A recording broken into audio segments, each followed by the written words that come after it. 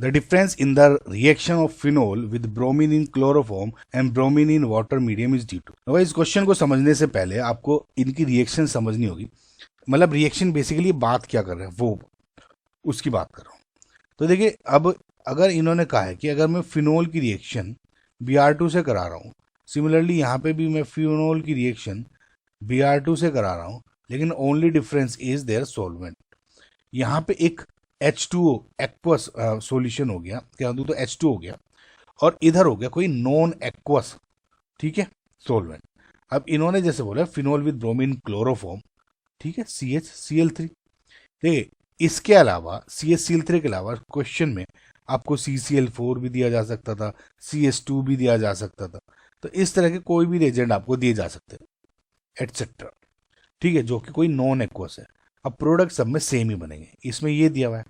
तो अगर आप एक्वस में आप करते हो रिएक्शन, तो देखिए इस तरह का प्रोडक्ट बनता है Br and Br always try bromo hello bromo, जो आपके सब डेरिवेटिव्स बनेंगे।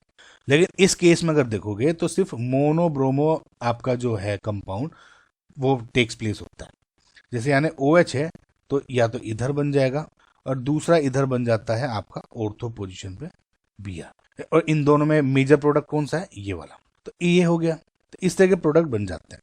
अब देखिए, इसमें मेन डिफरेंस जो है वो क्या है, सोलवेंट का। सोलवेंट में क्या difference in the reaction of phenol with bromine chlorine bromine in water medium is due to the polarity of the solvent, correct. देखिए, ये हो गया पोलर सोलवेंट और ये हो गए सारे के सारे नॉन एक्वस या non polar solvent. Main difference ये है। देखिए, रीजन क्या है कि जब हेलोजिनेशन होता है इन कोई नॉन एक्वस मीडियम, जैसे मैंने आपको एग्जांपल दिए, तो सिर्फ मोनो सब्स्टिट्यूशन टेक्स प्लेस होता है।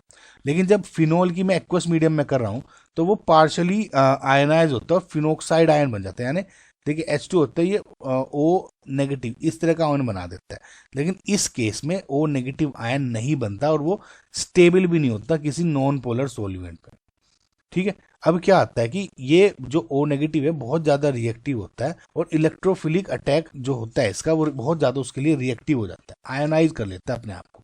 लेकिन ये जो सब है इसमें Br2 के केस में, इस केस में कुछ ऐसा पॉसिबल नहीं होता। ज़्यादा डीप नहीं, लेकिन ऊपर और आप समझ लीजिए कि ये आयनाइजेशन हो जाता है, इसमें O नेगेटिव फिनोक्साइड आयन बन जाता है, इसमें नहीं बनता, और इसमें मेनली आपका पोलैरिटी का ही डिफरेंस हो। तो option B is your correct answer.